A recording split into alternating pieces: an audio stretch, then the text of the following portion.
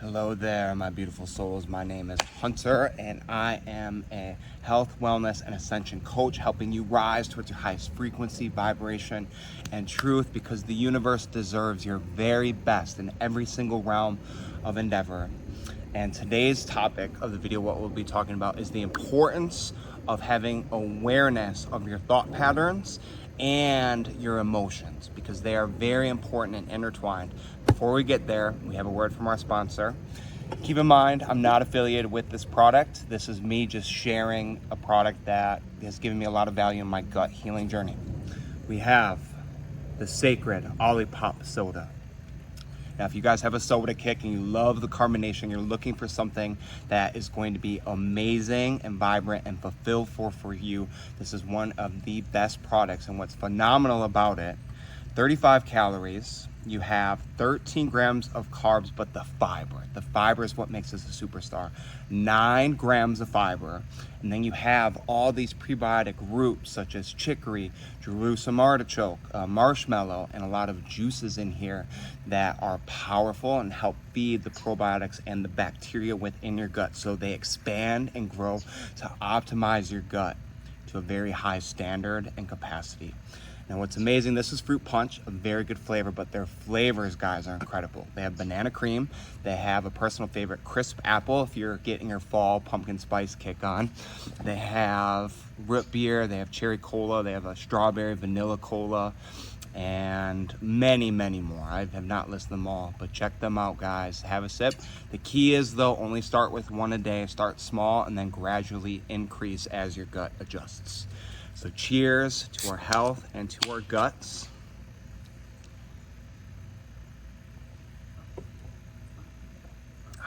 Man, that hits the spot. Now, diving into the video, thank you guys for waiting. We're going to be talking about having an awareness of your thoughts and your emotions. Both of these are crucial for behavior change and developing authenticity within yourself. Now, we're going to start with our mind, guys. Our minds are immensely powerful.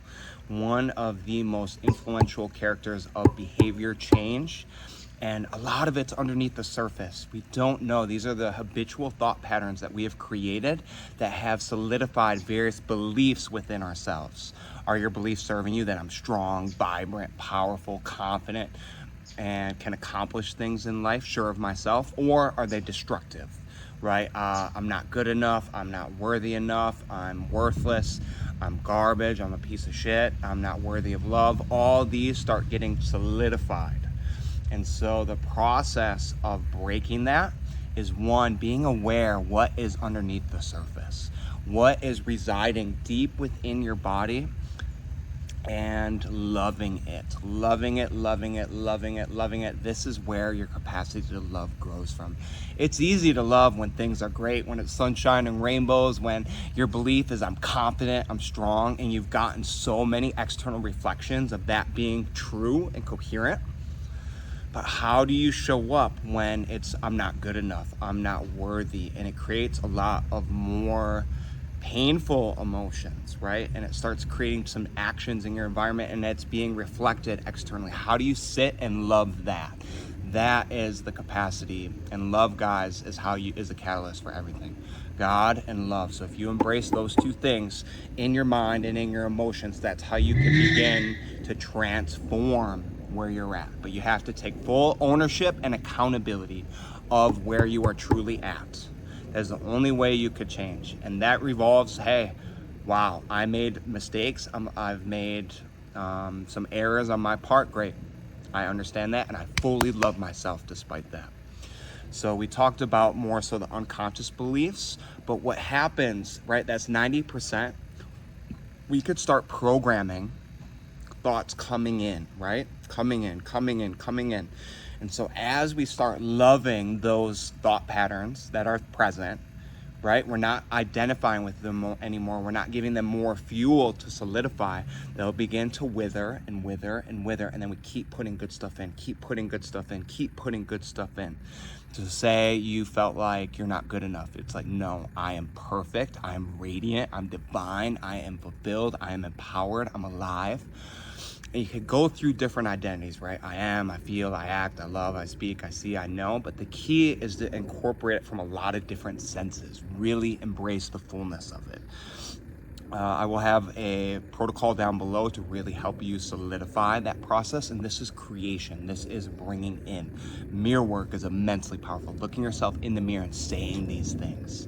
That starts really changing the relationship with these components.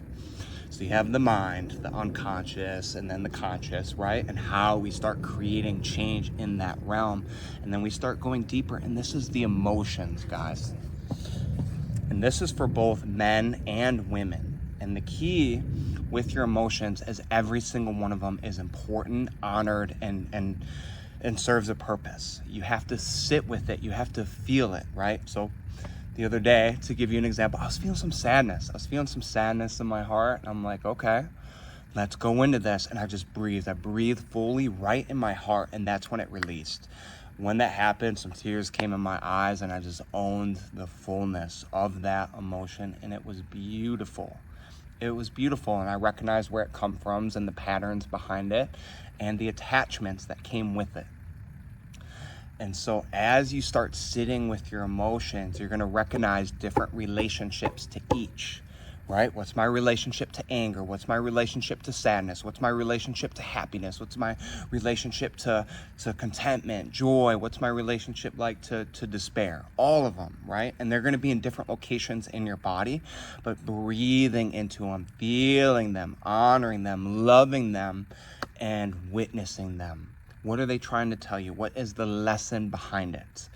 And the more that you could sit with it and create love within it and honor it, it starts to become embodied. And the end goal, guys, that we're trying to get within the mind, the most superficial layer, or correction, the body's the most superficial, but going to the mind, and then the emotions, is to be able to detach, allow all the stimulus and information and knowledge to come into us, and we love it and we honor it, and then we consciously get to choose. And the reason why you need awareness and integration with both of these is because they could be cross-linked, right? Different emotions start relating to different beliefs within your body. And so when you have external components that start reflecting that emotion or that feeling or that thought pattern, they solidify. And so as they start solidifying on those different layers and levels, it becomes increasingly more difficult to eradicate or wither if it's something destructive and negative. And so that is why you need to be able to sit and love and be present with both and then consciously create, right? So with the emotions, how you could program more stuff coming in is love.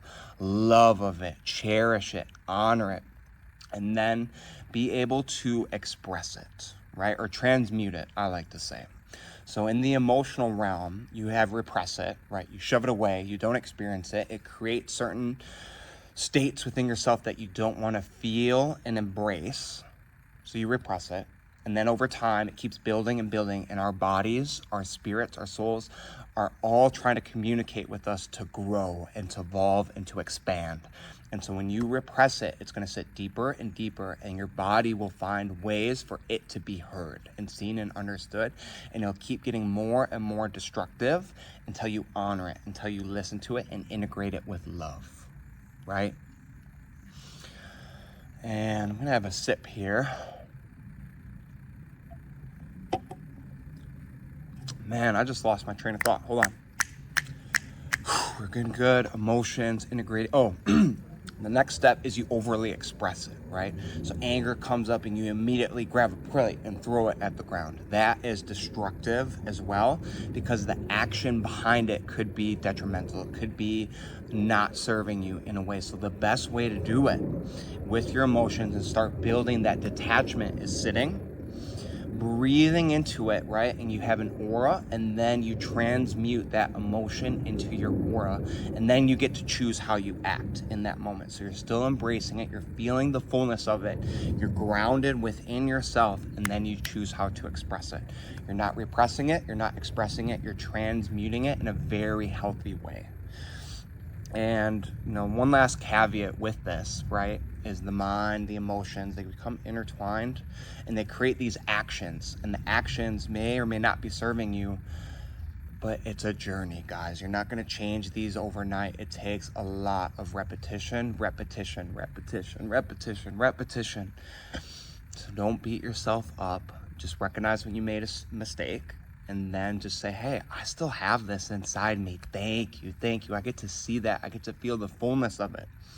And then get back to work until it is made with absolute love and divinity. Thank you guys for tuning in. I do offer one-on-one coaching to help you guys thrive and ascend and step into your highest vibration, your highest truth of yourself. The time is now to step.